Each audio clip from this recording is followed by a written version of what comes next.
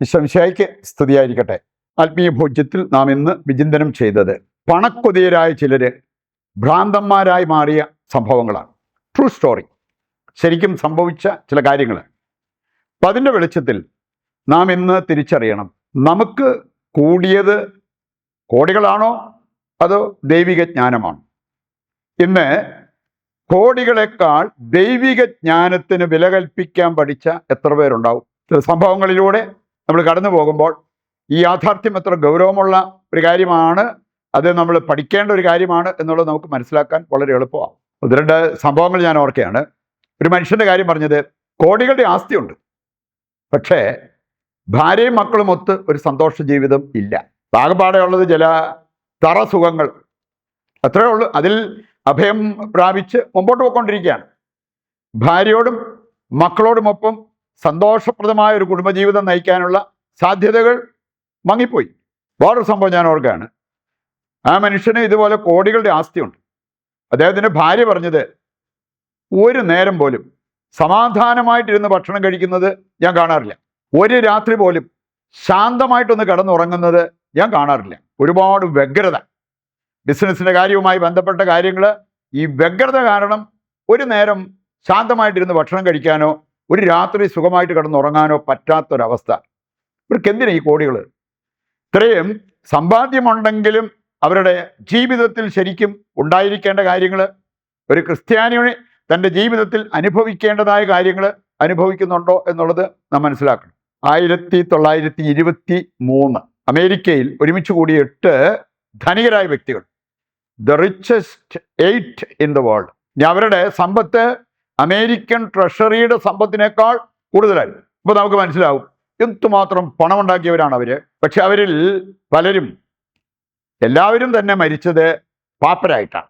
25 വർഷത്തിനാകും, 25 വർഷം എടുത്തുള്ളതിന് പാപ്പരായിട്ടാണ് മരിച്ചത്. അതിൽ ചില വ്യക്തികൾ പണം കൈവിട്ട് പോയപ്പോൾ മാനസിക രോഗികളായി മാറി, വേറെ ചിലർ പോയി ആത്മഹത്യ ചെയ്തു. അങ്ങനെ എല്ലാവരുടെയും അന്ത്യം വളരെ പരിതാപകരമായിരുന്നു എന്നുള്ളത് ഈ ഒരു യാഥാർത്ഥ്യത്തിലൂടെ നമുക്ക് മനസ്സിലാക്കാൻ പറ്റും.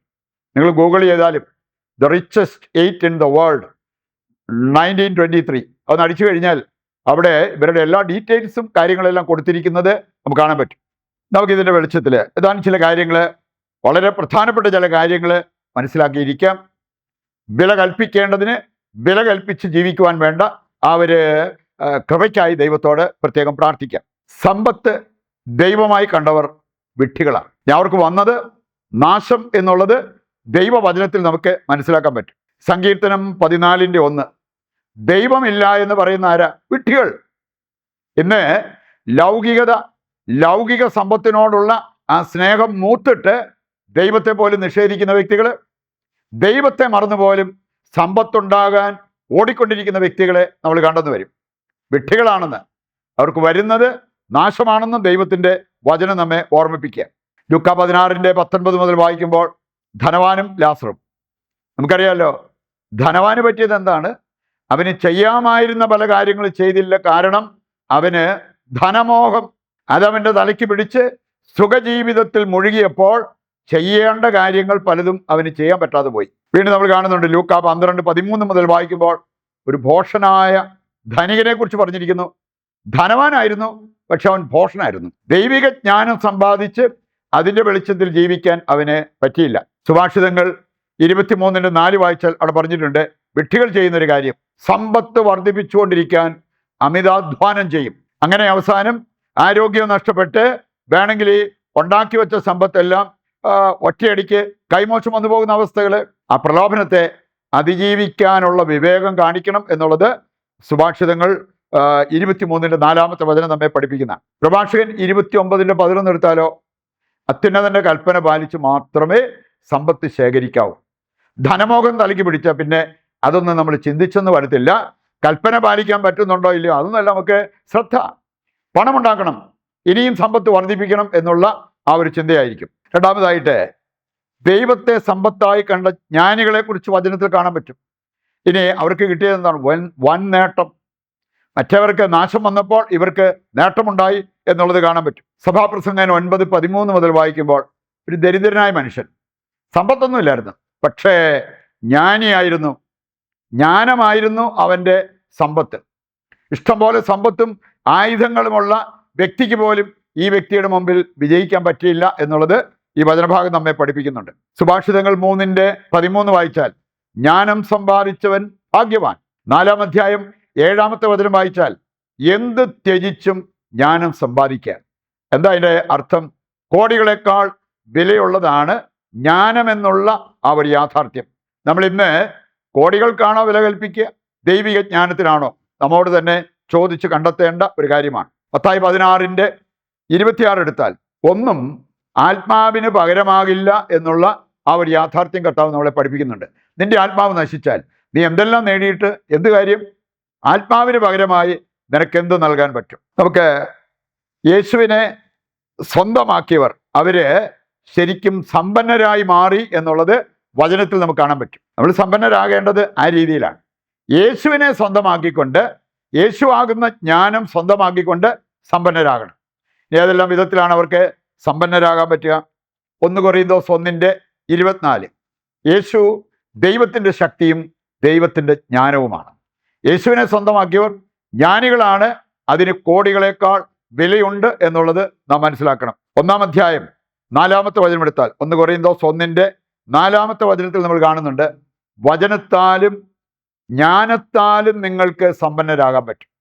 അത് യേശുവിനെ മാനിച്ച് യേശുവിനോട് ഐക്യപ്പെട്ട് ജീവിക്കുമ്പോൾ അവർക്ക് കിട്ടുന്ന വലിയൊരു സമ്പത്താണ്. 1 തീമോത്തി 6:18 അവിടെ പറഞ്ഞിട്ടുണ്ട്, സൽപ്രവൃത്തികൾ നമ്മെ സമ്പന്നരാക്കും. പൗലോസ് പറയാണ്, ഇക്കാര്യം മറ്റുള്ളവരെ ബോധ്യപ്പെടുത്തുക, ഇതിനുള്ള ട്രെയിനിങ് അവർക്ക് കൊടുക്കുക, സൽപ്രവൃത്തികളാൽ സമ്പന്നരാകാൻ. അവസാനമായിട്ട് ജ്ഞാനത്തിൻ്റെ മഹത്വം വിളിച്ചു പറയുന്ന ചില വചനഭാഗങ്ങൾ. ജോബ് 28:15 മുതൽ 19 വരെ വായിച്ചാൽ ഒരുപാട് നമ്മൾ ഇന്ന് വലിയ കോടികളുടെ വിലയുള്ള കാര്യമായിട്ട് കാണുന്ന പലതും അവിടെ പറഞ്ഞിട്ടുണ്ട്. ഇതിൻ്റെ വചനം പറയാണ്, അവയേക്കാൾ വിലയുള്ളതാണ് ദൈവിക ജ്ഞാനം. ജ്ഞാനത്തിൻ്റെ പുസ്തകം 6:12 തേജസ്സുറ്റതാണ് ജ്ഞാനം.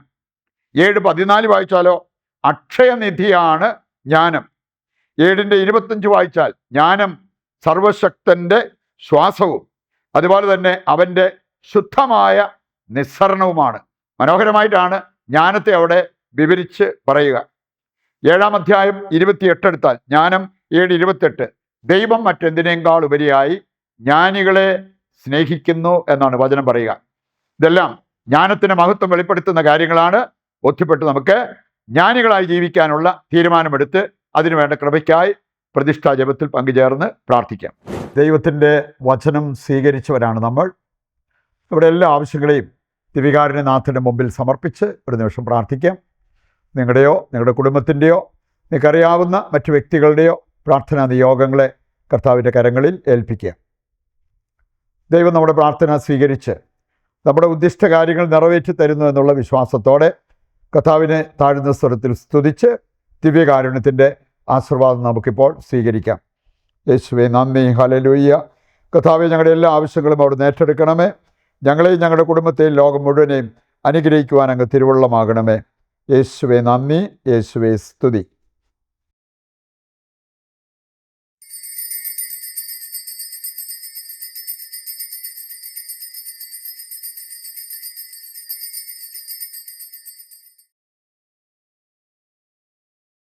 ഈശോ മിശിഹായ്ക്ക് സ്തുതിയായിരിക്കട്ടെ. മറ്റൊരു എപ്പിസോഡുമായി നാളെ വീണ്ടും നമുക്ക് ഒന്നിക്കാം. ദൈവം നിങ്ങളെ സമൃദ്ധമായി അനുഗ്രഹിക്കട്ടെ.